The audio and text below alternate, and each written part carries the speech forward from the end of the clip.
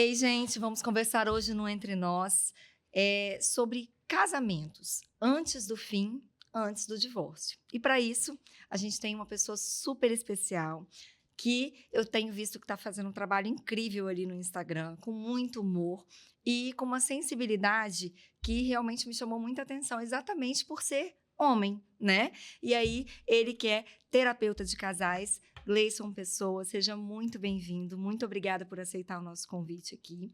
E a nossa conversa hoje vai ser bem bacana, bem profunda, né? Que é tudo que envolve ali os laços familiares, né? O início, a continuação e o casamento que precisa ser sólido, né? Saudável e seguro, de certa forma, né? Mas, Gleison, minha experiência mostra, infelizmente, que a grande maioria dos homens, eles são bem resistentes, né? À terapia em si, a qualquer tipo de terapia.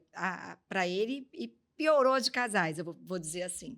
E aí, quando eu vi o seu trabalho, realmente me chamou bastante atenção, exatamente por ver que você é um homem e faz um trabalho incrível nesse sentido.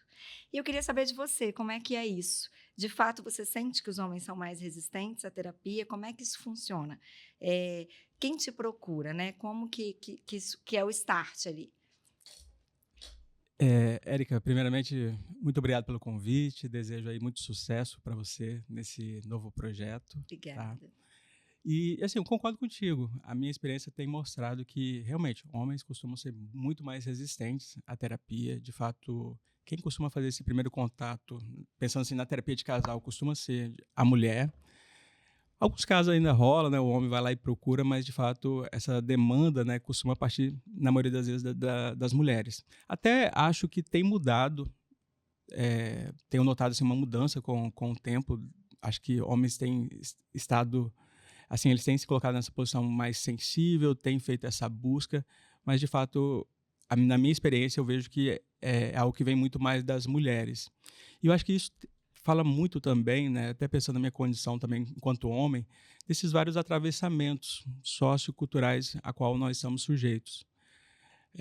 Desde novos, né, nós homens fomos criados, educados em ambientes, né, eu acho que isso é muito comum realmente. Dificilmente a gente vê, né, pelo menos assim da minha geração, homens onde que tinham lugares muito acolhedores, que ensinavam, né, que falavam o que poderiam sentir, experimentar, que estava tudo bem Não podiam aquilo. nem chorar, né? Então assim, a gente é ensinado assim, a não procurar muita ajuda, para quê, né, procurar ajuda? E a gente vê isso não só no cenário da terapia, né, mas vários cenários, né, como que a gente tem muita resistência às vezes a procurar alguns tipos de ajudas.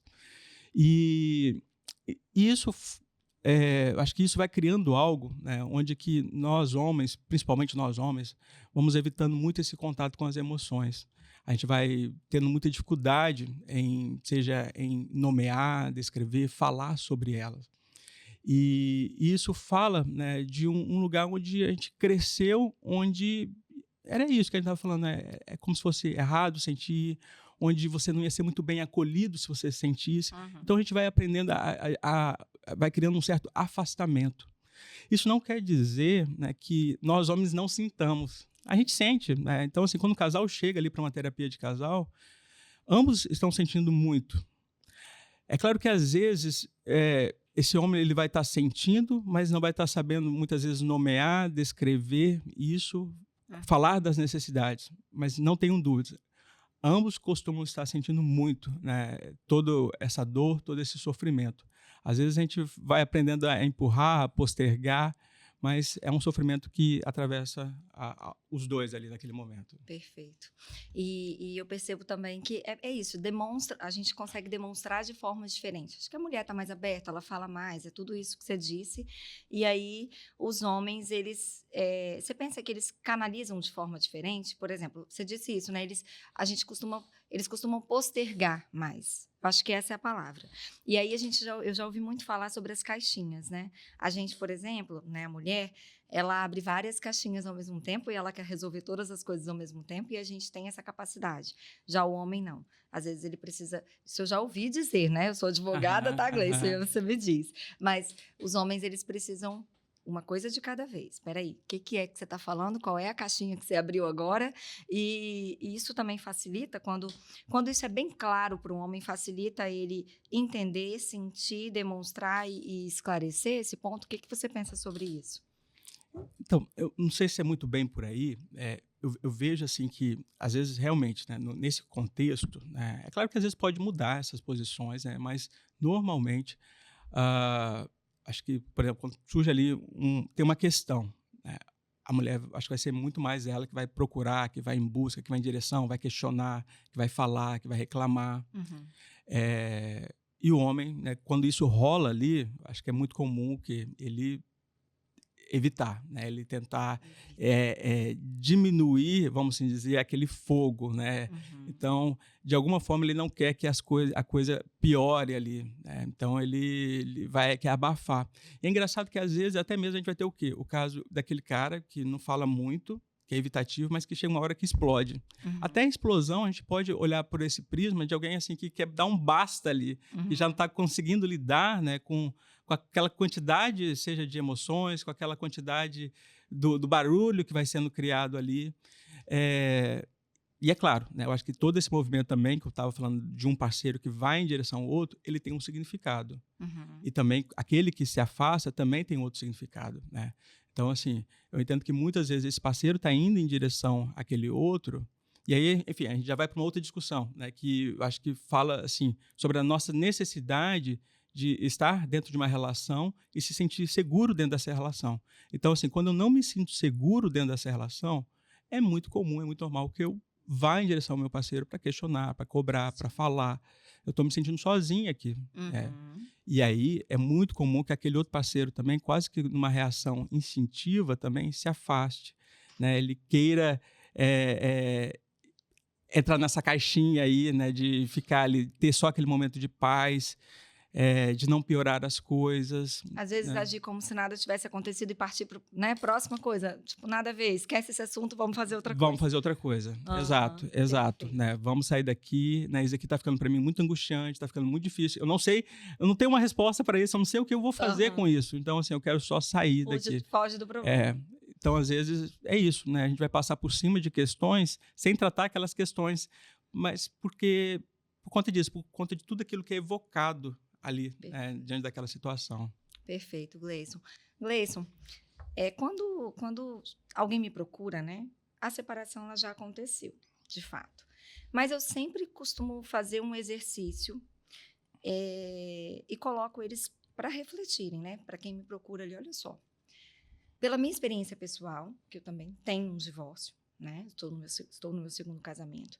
E pela minha experiência profissional aí de 14 anos, lidando com famílias, com divórcio, né? Com rupturas, com lutos, eu costumo dizer que, para mim, todas as outras coisas, menos essas três, têm jeito.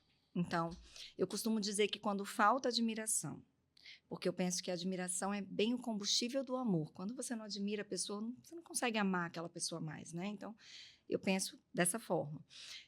Quando falta o respeito, que engloba tudo, né? Desde o tratamento com a pessoa até uma quebra de confiança real. E quando falta o objetivo comum, porque o casamento, para mim, é também uma sociedade, aliás, é o maior modelo de sociedade, na verdade, e aí o casal ele tem que olhar na mesma direção, né? Ele tem que ter um objetivo comum. Quando um quer uma coisa e o outro quer outra coisa, não vai adiantar. Então, eu penso que quando faltam uma dessas três coisas, de fato, é hora de entender que pode ter chegado ali ao fim. Mas para todo o resto, eu penso que tem jeito e eu sempre indico uma terapia. Essa é a minha vertente, mas eu sou advogada familiarista. Minha experiência é outra, né? O meu lado é outro. Eu queria ouvir de você, Gleison. O que você pensa sobre isso? Isso faz sentido para você? Como você vê isso? Quando você acha que realmente talvez seja o caso de a terapia já não funcionar para aquele casal? Perfeito, Érica. Isso que você traz faz muito sentido, realmente, esses elementos aí, quando você fala sobre a falta a falta de respeito, né, quando não existe mais admiração, até me lembrei, né, de um conceito, assim, né, de um psicólogo que trabalha muito com assim, a vida dele, eu acho, toda foi dedicada à terapia de casal, à pesquisa, né? Ele vai falar algo, assim, de uma forma muito resumida e simples, né? Que fala sobre os 4 cavaleiros do Apocalipse, que seriam 4 cavaleiros, assim, que antecedem o término, vamos assim dizer, da relação. E um dos principais que ele coloca, né, o mais perigoso, seria o desprezo. E o desprezo, eu acho que está muito ligado a isso que você colocou, né, como a perda da admiração, a falta do respeito, porque realmente coloca a gente, né, coloca um dos parceiros numa posição assim superior e o outro inferior. É como se tudo que você faz é errado, dá aquela sensação de nojo, né, aquela repulsa. Então, assim, realmente, eu acho que quando chega nesse ponto, fala realmente que fica muito difícil de continuar caminhando juntos.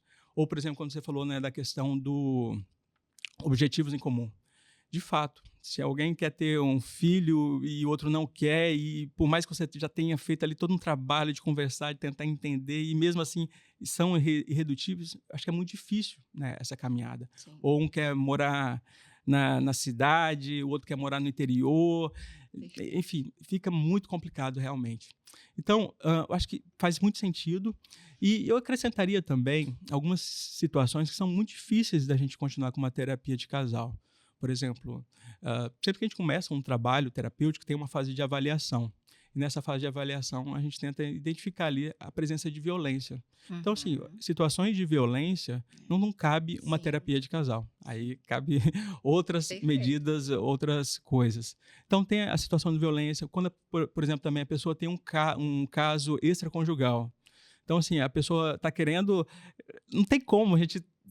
Se isso não é algo consensual, né, não tem como a gente trabalhar com as duas coisas. Você vai estar investindo lá fora, vai estar investindo aqui dentro e não vai estar priorizando nada no fim das contas. Então, eu acho que isso daí é uma situação também que coloca um grande limite. E também, e também entendo que há outras situações que vão ser, de alguma forma, inaceitáveis para alguns dos parceiros. E assim, ao longo de uma relação, também é possível a gente ir acumulando muitos ressentimentos, um distanciamento quase que crônico. Eu acho que aí também vai falar de um momento que talvez essa relação ela tenha parado de existir. Então, assim, quando o relacionamento ele morreu, fica muito difícil na terapia ali a gente fazer algo, resgatar algo que já não existe mais. Então, se o casal ainda está brigando, você está lutando, eu ainda vejo com bons olhos. Quando vejo, eu não sei como que é isso na sua prática, assim, né, de lidar, né, com todo esse calor, com todo esse caos. Às vezes, quando eu vejo isso, para mim é interessante. Às vezes, quando a gente entra onde tem esse ciclo da indiferença, onde eles já pararam, já desistiram, aí é um lugar que eu vejo assim, aqui realmente vai ser muito difícil ou quase impossível a gente criar algo porque diferente. qualquer coisa que você coloca vem uma objeção, né? Qualquer coisa que você coloca vem outra objeção. Então, acaba que quem parece que está insistindo é a gente, não são eles mais, né? Eles já pararam há muito tempo. Eu costumo, na minha conversa, né, no meu atendimento, eu sempre faço esse exercício mesmo. E aí eu escuto bastante e eu consigo entender se de fato é o caso do divórcio ou não. Eu já, inclusive, né, abrindo uma brecha, eu já, inclusive, consegui, não vou dizer resgatar casamentos, né, mas eu consegui evitar divórcios. Mas é porque eram situações, por exemplo, ligadas ao fator econômico. Já surgiu um casal para mim que não tinha um modelo de família ali, né, adequado, digamos assim. Eles não planejaram aquele modelo de família, não escolheram o regime de bens e eles tinham um problema com o dinheiro. E esse problema com o dinheiro estava acabando com o casamento. Mas eles se amavam, eles queriam continuar juntos. Eu vi ali muito sofrimento nesse sentido. Nossa, era triste. Eu atendi o casal e era triste porque eles não queriam se separar. A verdade era essa. E aí eu propus uma alteração no regime de bens. Concomitante a isso, que eles buscassem uma terapia individual para poder tratar essa questão, que era uma questão, enfim, era pessoal e era uma questão financeira, né, que eles precisavam tratar e curar em si, mas pro casamento, a solução ali poderia ser a alteração do regime de bens. E aí eles aceitaram a proposta, fizemos a alteração de regime de bens, isso já deve ter pelo menos uns 4 anos. Eles estão juntos até hoje, porque eu acompanho nas redes sociais e é incrível, assim. Então, você vê que realmente não é para todos os casos que é o divórcio. mas é para outros casos, como a gente elencou aqui, especialmente o da violência, que para mim eu não coloco ali, porque para mim é uma coisa que Nem se fala, né? nem violência não tem casamento. É, Para mim não existe. é. Antigamente, por exemplo, falando nesse ponto, né, a gente ouvia muitos casais gritarem, né, dentro de casa. Gente, para mim isso é uma coisa que é inadmissível. Eu não admito esse tipo de coisa. Na minha casa isso não acontece. E para mim não existe. Como assim a gente pode normalizar que uma pessoa vai gritar com a outra por qualquer motivo que seja? Hoje, para mim, não tem condição disso ser normal. Mas antigamente, a gente sabe que era. Né? A gente via muito isso. Não sei como foi para você, mas assim, isso fala até do lugar onde a gente cresceu, né? Isso. Onde era super normal.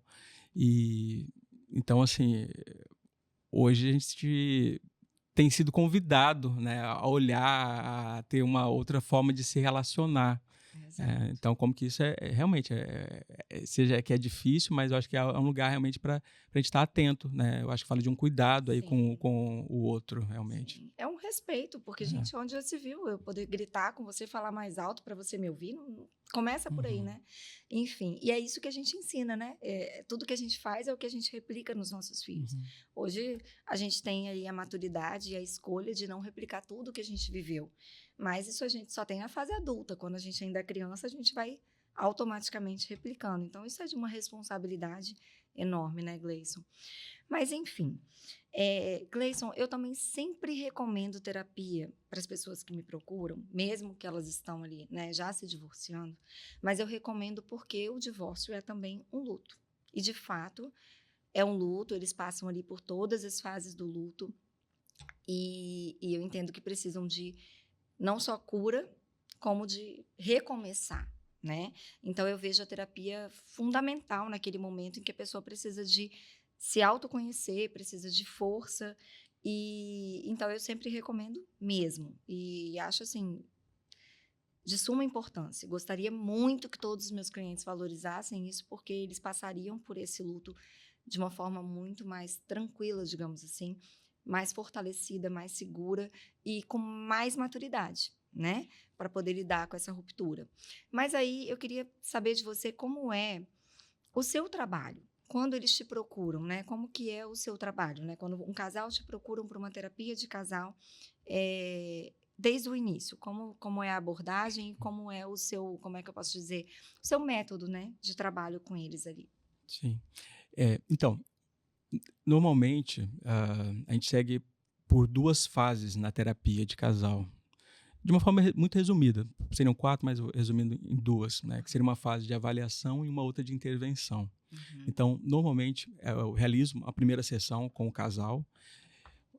Nessa sessão, a gente vai estar conversando sobre as lutas, os desafios, né? E também quais são os pontos fortes, né, dessa relação, o que ainda traz esperança. Acho que isso é muito importante. É importante, como diria assim, algumas professoras que eu tive, olha, o importante da primeira sessão é fazer com que esse casal ele volte na segunda sessão, né? Então, assim, eu acho que isso é muito importante e a gente tenta destilar uma certa esperança aí também, né, ao final dessa primeira sessão. Eu confesso que esse costuma ser o meu objetivo inicial. O casal, quando busca por terapia, né, eu estou pensando aqui que esse casal está querendo, de alguma forma, a reconstrução dessa relação. Pode ser que no caminho a gente veja que isso não é possível, por diversos motivos, mas pelo menos esse é o objetivo inicial. Depois a gente realiza uma sessão com cada um desses parceiros. E nessa sessão com cada um desses parceiros, a gente vai estar abordando sobre a história de vida de cada um deles, situações de violência, isso que eu estava falando sobre casos extraconjugal, que talvez tenha tido ou tenha, ou algo parecido do tipo. E também, né, o olhar de cada um, né, sobre a relação. E depois a gente volta e eu faço aí uma sessão de devolutivo ou de feedback, que a ideia é que não seja um monólogo, só eu falando ali, mas que eles se sintam também à vontade para estar complementando, adicionando, acrescentando, enfim. E a partir daí eles vão poder decidir se eles querem continuar a terapia ou dar início à terapia ou não. Então, assim, nesse começo eu até falo, olha, é super normal você se sentir com medo, inseguro, achar que isso não vai dar certo. Então, vamos fazer só essas primeiras 4 sessões e depois vocês tenham aí, né, tomem a decisão se querem dar continuidade ou não. Liberdade de escolha, né? Exato. Uhum. Mas a partir desse momento que eles escolhem dar continuidade, aí sim, vai ser muito importante esse envolvimento e essa responsabilização de cada um. Inclusive a minha também, de estar ali presente, de ter esse cuidado comigo para estar ali com eles ali. Uhum. Então, costuma ser esse o formato, e depois a gente vai realizando ali sessões, seja de forma semanal ou quinzenal. Só que realmente pode chegar um momento, conforme você falou, Érica, que a gente pode notar que as coisas ficaram travadas, que a gente não está avançando. Uhum. Porque é isso, não vai funcionar nesse sentido, funcionar no sentido assim, de gerar uma reconstrução, a cura para algum trauma, não vai funcionar realmente para todas as pessoas da mesma forma. Uhum. Cada pessoa vai ter uma experiência diferente, às vezes cada um traz, a gente não sabe o tempo que aquilo dali está presente. Uhum. Tem uma pesquisa, né, ainda daquele do John Gottman, que ele fala que normalmente casais levam 6 anos, eu não sei de quando que é essa pesquisa, mas ele traz esse dado, né?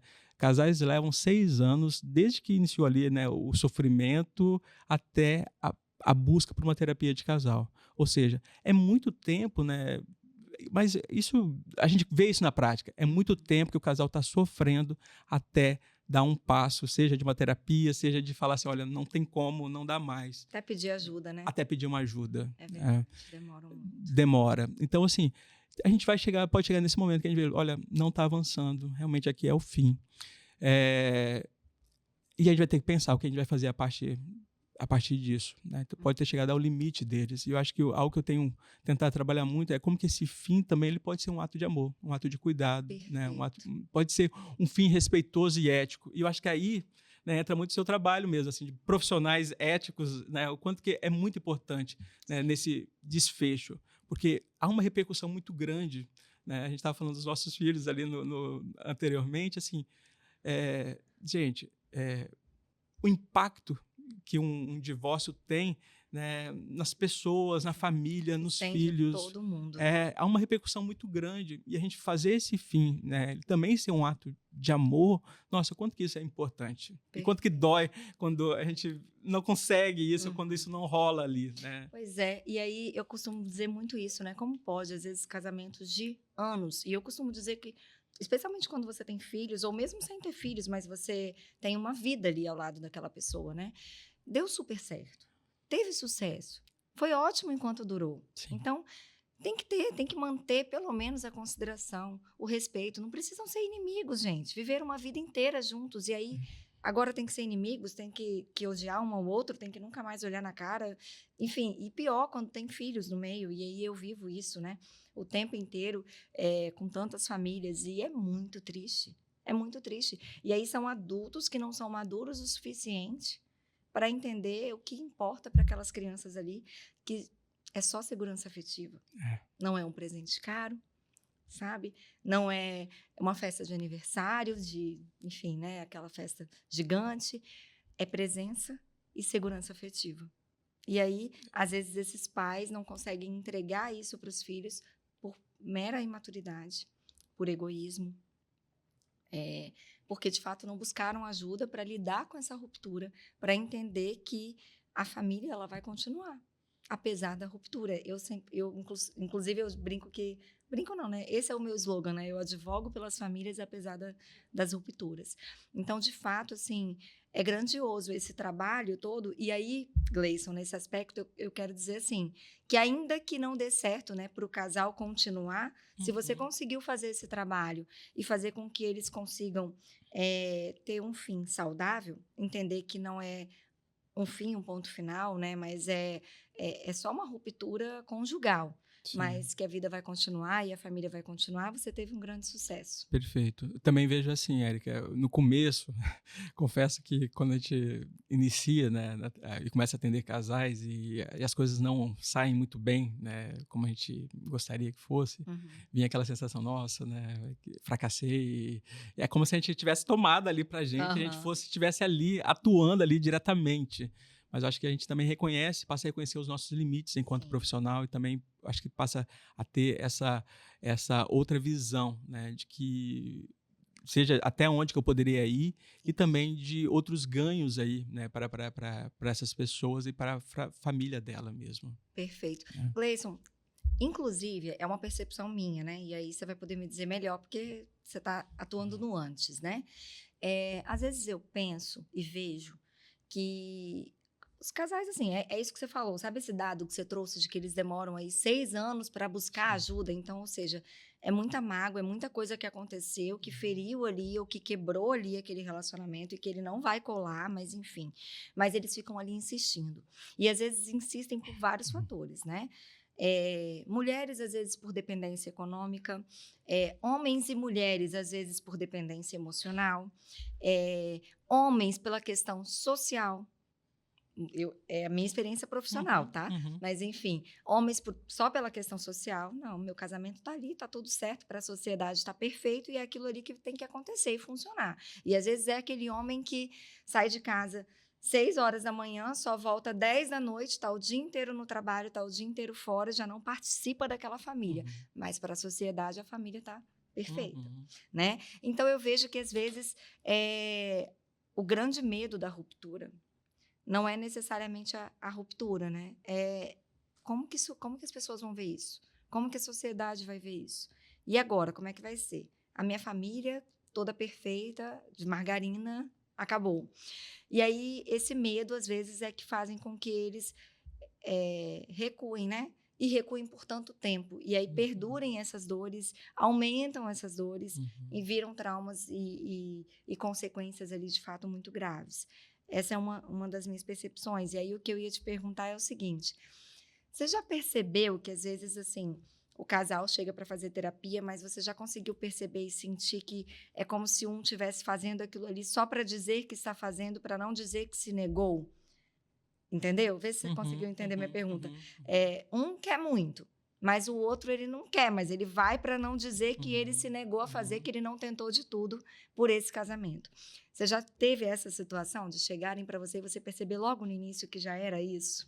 E que você não tinha muito o que fazer ali porque não ia ter jeito? Alguma coisa nesse sentido? Então, já aconteceu sim, né, de casais onde um parceiro realmente não queria, e isso estava bem explícito e estava muito visível isso. E aí realmente são sessões que vão durar pouquíssimos. Uhum. Mas há outras situações, né, onde que realmente um parceiro quer mais, o outro tá com muito pé atrás e muito pouco compromissado. Como eu falei, eu acho que nesse começo da terapia, e por isso que assim, eu acabo não, na maioria das vezes, eu acabo não indo por esse caminho, vamos assim dizer, do fim, né? Até porque é algo que eles que vão ter que verbalizar, falar Sim. sobre isso, né? Vai ser uma decisão muito deles mesmo, né?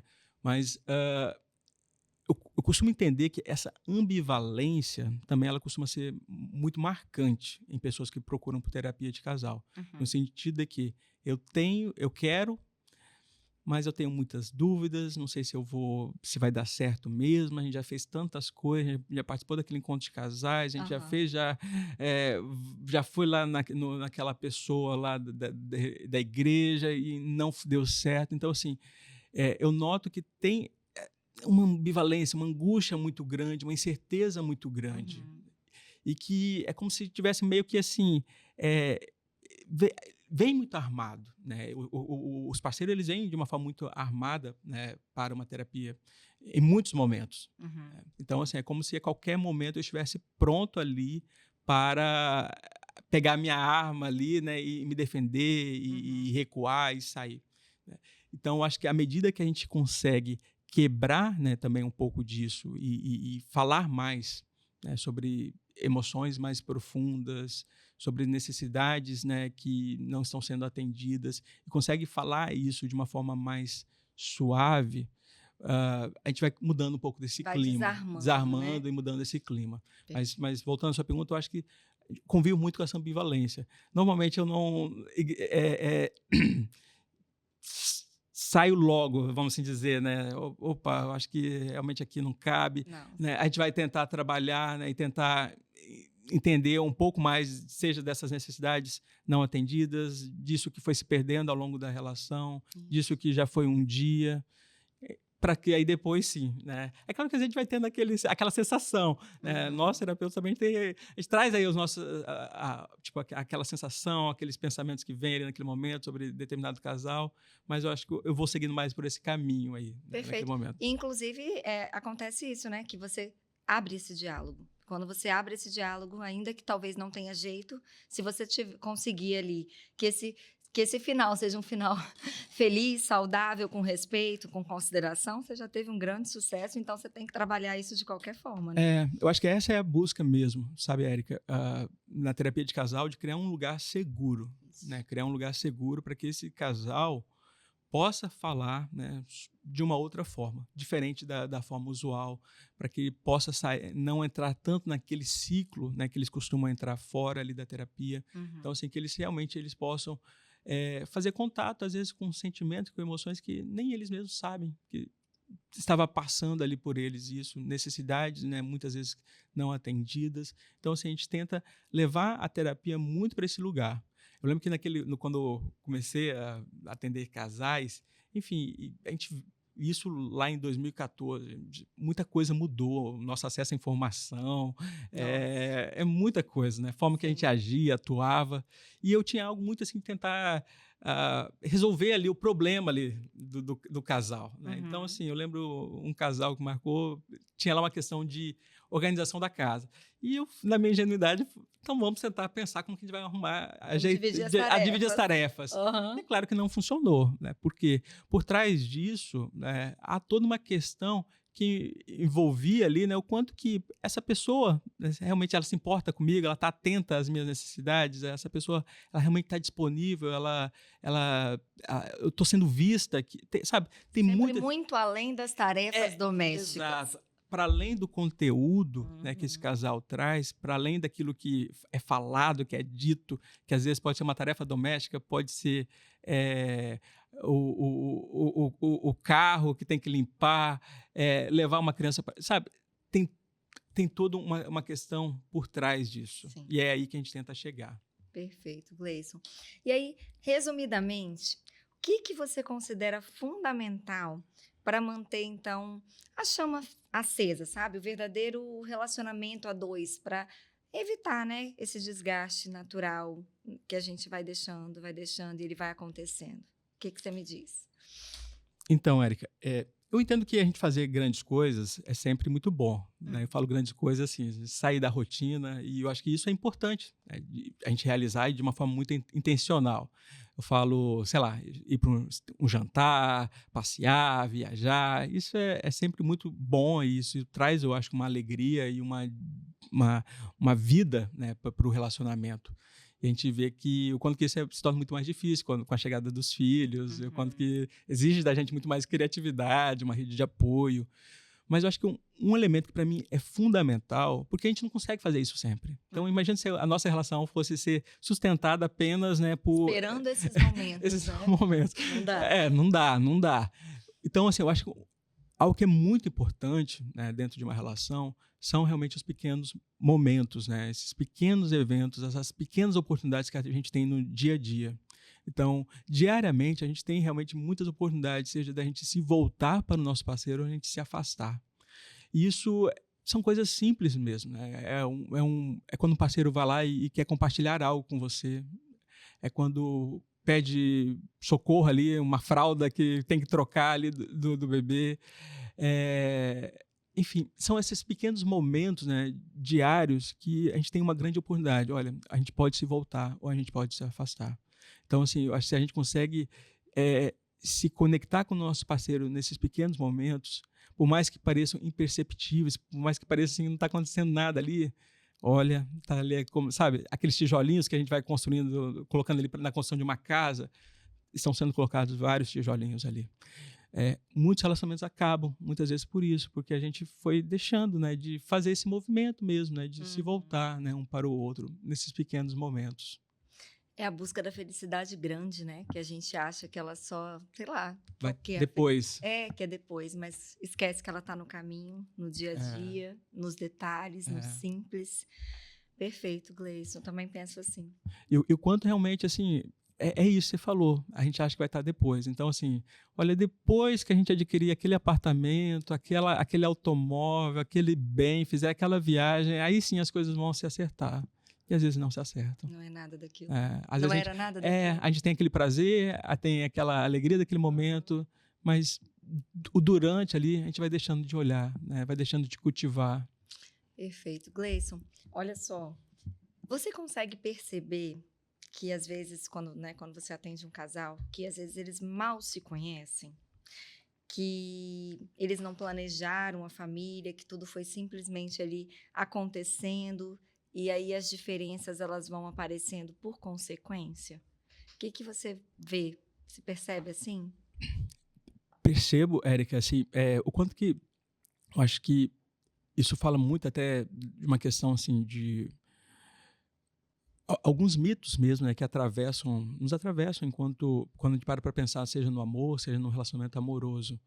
Então, assim, às vezes a gente não para pensar ou refletir muito antes, né, de casar, porque às vezes a gente é tomado, né, por todos aqueles sentimentos Existe aquela ali, paixão, aquela né? paixão, né, fulminante ali, e a gente não para olhar para outras variáveis, para algumas diferenças ali naquele momento, até mesmo com aquela sensação, pô, mas eu vou estragar o amor, né? Como se o amor não pudesse passar por alguns questionamentos, né?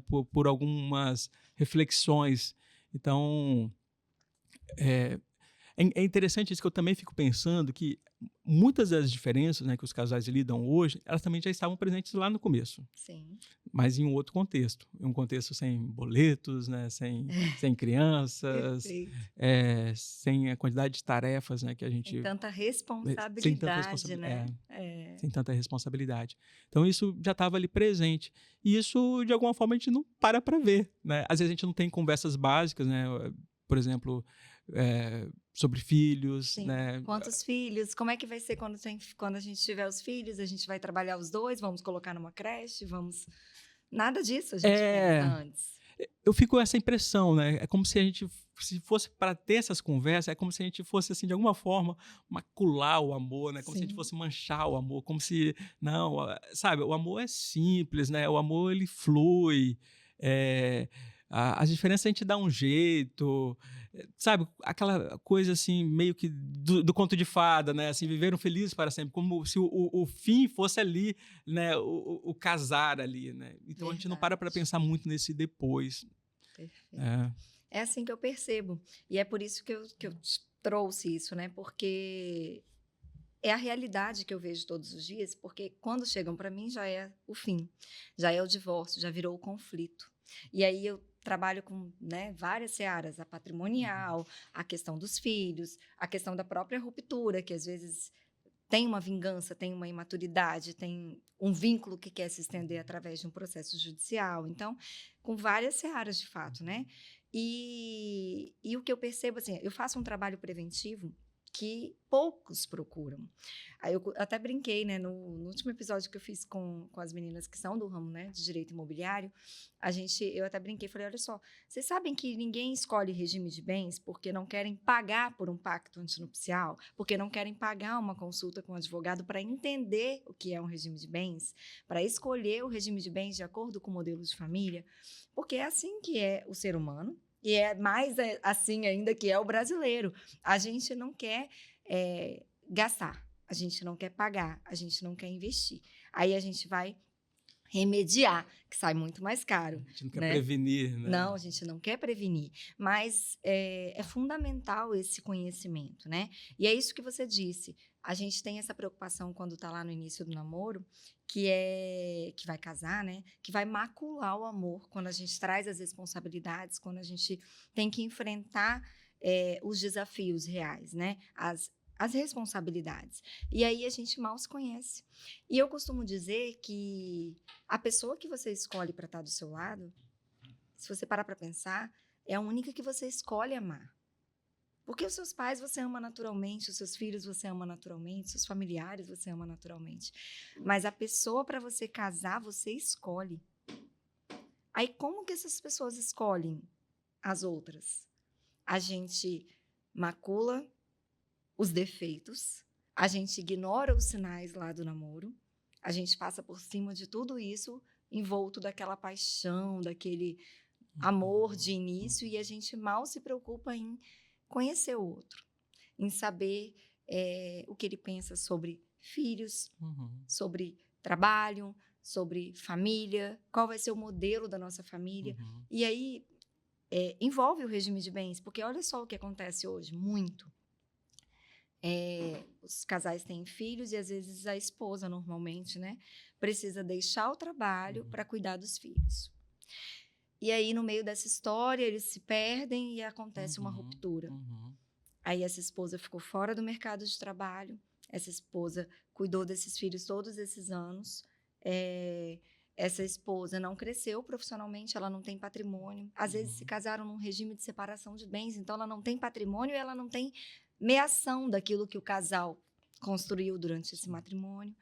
E aí ela se vê ali, perdida, abandonada, acabou. E aquele homem não quer mais prover aquela mulher que não é mais a esposa dele. Sim. Então, assim, isso é muito sério. É de uma gravidade gigante, mas infelizmente porque não vislumbraram analisar aquele modelo de família, combinar, né? Fazer os combinados certos e entender que o casamento ele é um contrato. E, às vezes, o combinar formalmente dá segurança jurídica, porque o futuro a gente não sabe o que vai acontecer. Infelizmente, né? Enfim, e eu estou te trazendo isso, porque eu faço esse trabalho preventivo, mas poucos são os que procuram. Aí, quando me procuram, já acabou, já tem um conflito, já tem uma partilha de bens, já tem uma briga ali para poder resolver, né? Um problema para resolver. E essa era a minha grande preocupação quando eu trouxe para você, enquanto terapeuta de casais, né? Você consegue perceber, como eu, que mal se conhecem, que não sabem o que querem, que não planejaram a família, que tudo aconteceu e que foi indo e que as consequências vieram, as diferenças apareceram. Sim, e assim, você vê, Érica, assim, até te ouvindo, né, e conhecendo um pouco mais, né, sobre o seu trabalho, eu vejo assim, quanto que é importantíssimo mesmo, porque às vezes os sinais já estavam super claros ali, né, desde o começo, né, já tinha muita coisa ali que estava ali, né, visível, e mesmo assim a gente acaba entrando em algo que insustentável, né, em algo que já estava dando muitos sinais ali, né, de A gente acha que vai mudar, né? que vai mudar. A gente fica com aquela expectativa, vai ser diferente, vai mudar. Exato.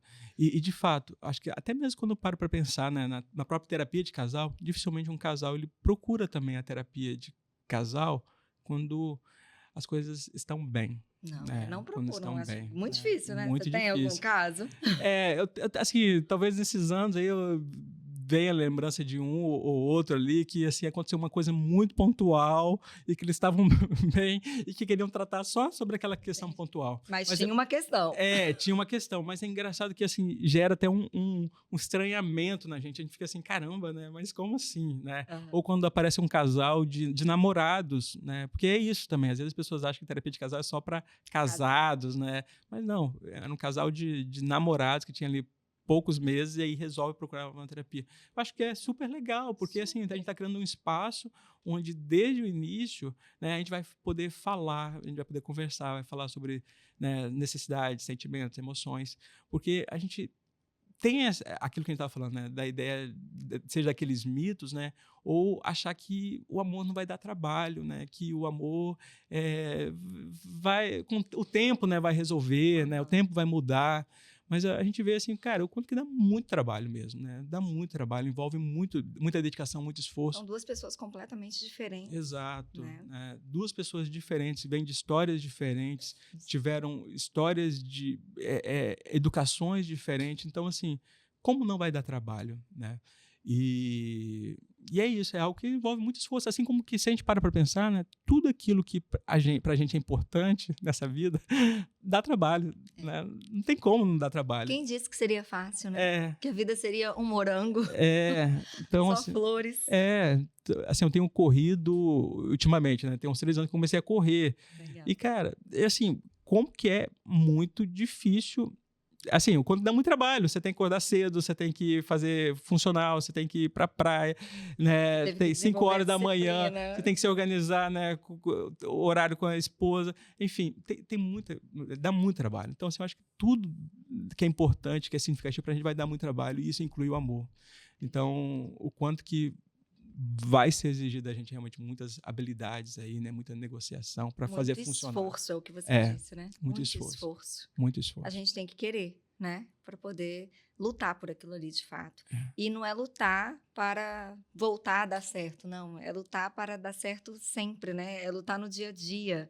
Não né? tem um ponto final. Não, isso aí. Por mais que você caminhe, você pode chegar lá no Polo Norte, assim, pegando uma bússola, que vai estar sempre, vai ter um caminho ainda a ser percorrido. Porque as diferenças, elas sempre vão existir. São várias fases que tem num relacionamento, né? Exato. E o ser humano é o ser mais complexo que existe, gente. Então, não tem como ser diferente, né? É um exercício contínuo, diário. A gente está agora com uma criança de 3 anos. Então, assim, é um momento. Daqui a pouco vem novas fases e novas adaptações desse casal. Sim. Né? Nós estamos com uma criança de 3 anos. O Matheus vai fazer 3 também em março. A Clarice acabou de fazer, né? Sim. E eu costumo dizer que as fases passam, de fato, e todo mundo ficava falando pra gente, vai passar, pior que é verdade. Mas eu costumo dizer que só piora, porque só muda o tipo, né? Então, não vem se iludindo achando que vai ser 1000 maravilhas, não, porque vai vir novas surpresas por aí. Assim como é o relacionamento, assim como é a vida, né? Cheia de desafios.